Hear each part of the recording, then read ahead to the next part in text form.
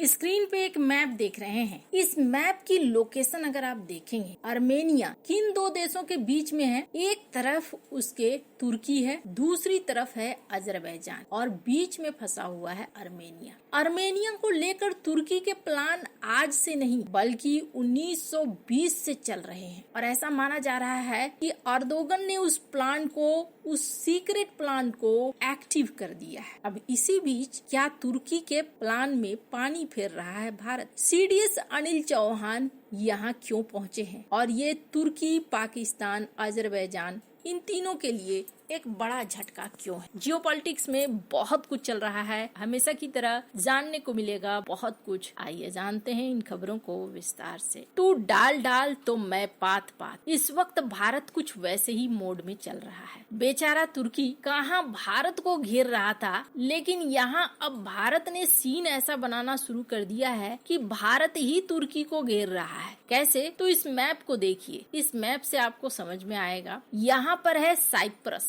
और यहाँ पर है ग्रीस और यहाँ पर है अर्मेनिया। अब भारत इन तीन जगहों पर इतना ज्यादा एक्टिव क्यों हो रहा है? भारत को क्या समस्या है? समस्या भारत को नहीं है, समस्या तुर्की को थी और तुर्की की खुजली मिटा रहा है भारत, उसी दिशा की तरफ बढ़ता जा रहा है। अभी सीडीएस अनिल चौहान यहाँ पर उतरे हुए हैं। क्यों उतरे हुए हैं उसके बारे में भी मैं बात करूंगी। आपको लगेगा अर्मेनिया के साथ भारत के संबंध बढ़ रहे हैं, तो इससे सबसे ज्यादा टेंशन में अगर कोई आएगा तो वो होगा पाकिस्तान या वो होगा अजरबैजान, क्योंकि अजरबैजान पड़ोसी है। अजरबैजान ने अपना विरोध जारी भी किया है। काफी पहले से ये कह रहे हैं कि भारत हथियार दे रहा है, जो दोस्ती वाली बात नहीं हुई। साल 2023 में ये स्टेटमेंट आया था अलियेव का और इन्होंने कहा था ये दोस्ती वाली बात तो नहीं हुई भाई, तुम जो कर रहे हो। तो वो कौन सी बात थी जब आप कश्मीर मामले में सपोर्ट करने के लिए पाकिस्तान को आ गए? और मजे की बात मैं आपको बताऊं, तुर्की और अजरबैजान इन दोनों के साथ भारत के संबंध बहुत अच्छे थे। तब तक बहुत अच्छे थे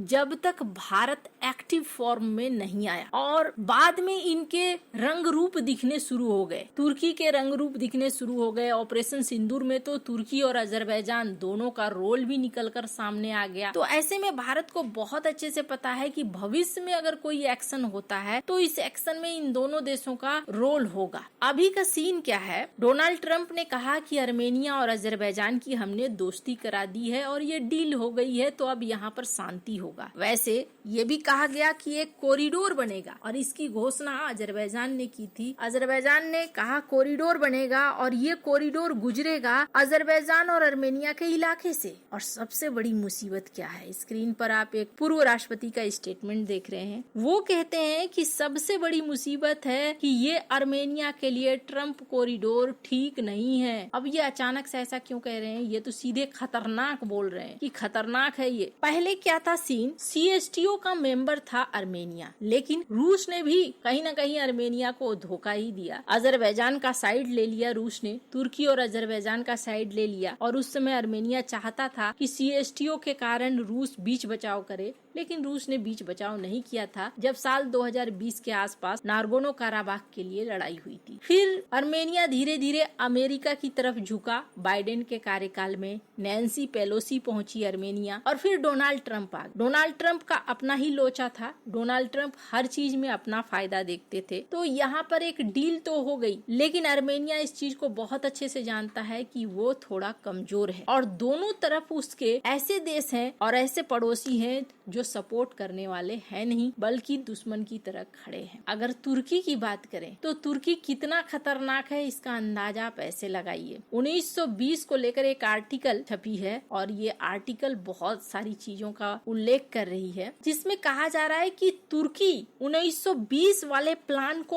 अभी एक्टिव कर रहा है। अब इस 1920 वाले प्लान में क्या है? इस आर्टिकल के अनुसार ये कहा जा रहा है कि एक लेटर जो गुप्त लेटर था, सीक्रेट लेटर था, वो उजागर हो गया। और वो कब का? 1920 का, आज का नहीं, बहुत पुराना ये लेटर, ये उजागर हो गया। इस लेटर में क्या लिखा हुआ है? इस लेटर में लिखा हुआ है कि अभी ना हो सकता है उस जमाने में कोई लड़ाई हुई होगी, कोई शांति समझौते की बात हुई होगी। तो तुर्की के उस समय के कार्यवाहक विदेश मंत्री लिखते हैं पूर्वी मोर्चे के कमांडर इन चीफ को 8 नवंबर 1920 को, और इस दस्तावेज में वो कहते हैं कि मुस्तफा केमाल पाशा, जो कि अतातुर्क के नाम से भी जाना जाता है, कहा गया कि कथित तौर पर ये उनके निर्देश से लिखा गया था कि ये गुप्त आदेश है, असली टारगेट तुर्की का ये है कि उधर अजरबैजान है, इधर हम लोग हैं, बीच में अर्मेनिया है। अर्मेनिया जो एक अलग धर्म, एक अलग संस्कृति को रिप्रेजेंट करता है और ऐसे में पश्चिमी और पूर्वी दुनिया से अलग थलग है और अभी वो चाहता है कि शांति वार्ता कर ले। हो सकता है उस समय कोई युद्ध हुआ था जिस पर अर्मेनिया ने शांति की बात कही थी, तो ये चिट्ठी लिखी गई कमांडर को कि अभी शांति कर लो और पीछे हट जाओ, जिससे कि उसे लगे कि हम लोग शांति चाहते हैं, हम लोग उसे दबाना नहीं चाहते, हम उस पर कब्जा नहीं करना चाहते हैं और पीछे हटने के बाद हम अपनी शर्तों को रखेंगे कि जो अल्पसंख्यक समुदाय है अर्मेनिया के अंदर उसको किसी तरीके का नुकसान न हो। हम बाद में इसी बहाने उन पर बार बार दबाव बनाएंगे। फिर यहाँ पर यह भी लिखा है कि अर्मेनियाई सेनाओं को डिमोबिलाइज करना और उनके हथियार जब्त करना बिल्कुल जरूरी है। अभी जो उनकी सैन्य संरचना है उस संरचना को तोड़ना होगा और धीरे धीरे हमें अर्मेनिया के पूरे क्षेत्र पर सैन्य कंट्रोल करना होगा। तुर्की को अजरबैजान से जोड़ने वाली सभी सड़कों को हमारे हाथों में रखना होगा। अर्मेनिया के लोगों के नजर में हमेशा शांति प्रिय दिखते हुए गुप्त और नरम तरीके से हासिल करना होगा। सीमा के दूसरी तरफ रहने वाले